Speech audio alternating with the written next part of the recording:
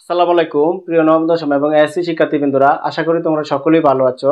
আজ তোমাদের জন্য ইংলিশ সেকেন্ড পেপার থেকে গ্যাপ ফিলিং উইথ ক্লোজের উপর আজ আমি দিনাজপুর বোর্ড 2016 সালে বোর্ড প্রশ্নটি সমাধান করব। এই প্রশ্নটি তোমাদের 1 নং কোয়েশ্চেন হিসাবে এসে থাকে।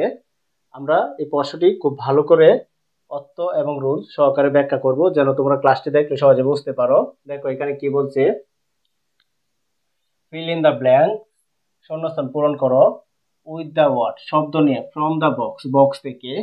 তারপরে বলছে you may need to change, তোমাকে অবশ্যই পরিবর্তন করতে হতে পারে the form of some of the word, শব্দের কিছু গঠনের। You may need to use, তোমাকে ব্যবহার করতে হতে পারে ওয়ান ওয়ার্ড, একটি শব্দ, মোর দেন একাধিকবার, মানে একটি শব্দ একের অধিকবার ব্যবহার করতে হতে পারে। এটা কখন করতে হয়? আমাদের এখানে শূন্যস্থান আছে টোটাল 10টা, কিন্তু বক্সের ভিতরে আমাদের ওয়ার্ড আছে কয়টা দেখতে হবে, 1টা 2টা 3টা 4টা 5টা 6টা 7টা 8টা।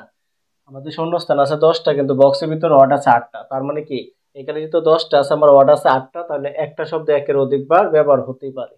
যদি এখানে শূন্যস্থান 10টা থাকে এবং ওয়ার্ডও 10টা থাকে, তাহলে একের অধিকবার এক একটা শব্দ ব্যবহার হওয়ার সম্ভাবনা খুব কম থাকে। তাহলে চলো আমরা এটা অর্থ সহকারে এবং রুল সহকারে ব্যাখ্যা করি।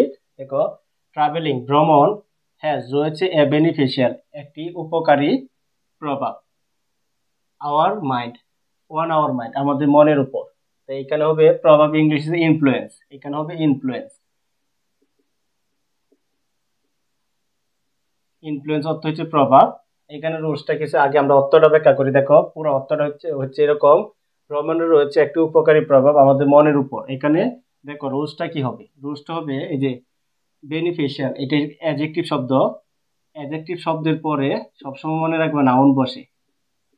এই যে এখানে নাউন শব্দ হচ্ছে যে এটা ইনফ্লুয়েন্স, ইনফ্লুয়েন্স ছাড়া এখানে আর কোনো নাউন শব্দ নেই। তাহলে এখানে ইনফ্লুয়েন্স, এই যে কোন শব্দ শেষে যদি সি থাকে তাহলে মনে রাখবে এটা নাউন। আশা করি তোমরা এটি বুঝতে পেরেছ। তারপরে দেখো দা হিউম্যান, দা হিউম্যান মানুষ, মাইন্ড অর্থ মন, মানুষের মন, অলওয়েজ অলওয়েজ সর্বদাই, ক্রেভস বেকুল থাকে, ফর চেঞ্জ পরিবর্তনের জন্য বেকুল থাকে, মানুষের মন সর্বদাই পরিবর্তনের জন্য বেকুল থাকে। এটা হচ্ছে যে ক্রিপসের পরে সব সময় মনে রাখবা পর বসবে, এটা হচ্ছে একটা এপ্রোপ্রিয়েট প্রিপোজিশন। আশা করি তোমরা এটা বুঝতে পেরেছো। দিস এটি, দিস ইজ এটি, এটি অ্যাফ্রোডেট, দিস এটি সরবরাহ করে বাই ট্রাভেলিং ভ্রমণের মাধ্যমে, ইন নিউল্যান্ড নতুন দেশে, এই নিউল্যান্ড অর্থ হচ্ছে নতুন দেশে। এটি এটি নতুন দেশে, এটি সরবরাহ করে ভ্রমণের মাধ্যমে নতুন দেশে। এখানে হবে অ্যাফ্রোডেট, অ্যাফ্রোডেট।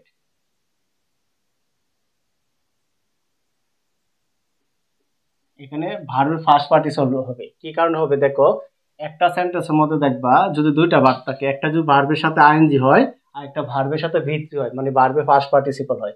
এই সূত্র অনুসারে এখানে ভার্বের ফার্স্ট পার্টিসিপল হয়েছে। আশা করি তোমরা এটা বুঝতে পেরেছো।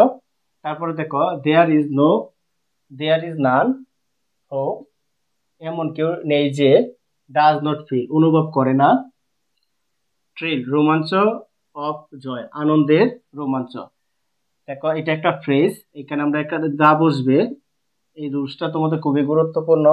দেখো অফ এর পূর্বে একটা নাউন থাকবে বা নাউন ফ্রেজ থাকবে, তারপরে আর্টিকেল এখানে দিয়ে বসবে। তারপরে দেখো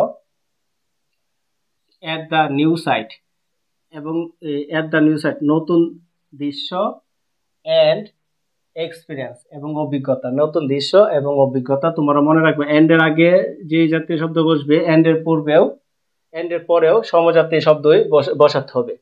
তারপরে ট্রাভেলিং গিভস ভ্রমণ দেয় আস আমাদের, এন অপরচুনিটি একটি সুযোগ, টু এনজয় উপভোগ করার, উপভোগ করা। যে এটা মোস্ট সবচেয়ে, মোস্ট হচ্ছে একটা সুপারলেটিভ ডিগ্রি, সুপারলেটিভ ডিগ্রি পূর্বে সবসময় দিবসে, সুপারলেটিভ ডিগ্রির পূর্বে সবসময় দিবসে সবচেয়ে।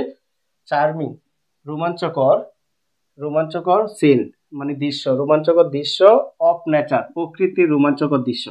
এখানে দেখো অফ নেচার প্রকৃতির রোমাঞ্চকর দৃশ্য হবে এটা। তারপর দেখো দো যদিও, ইট ইজ এটি এক্সপেন্সিভ, যদি এটি ব্যয়বহুল, এখানে হবে এক্সপেন্সিভ।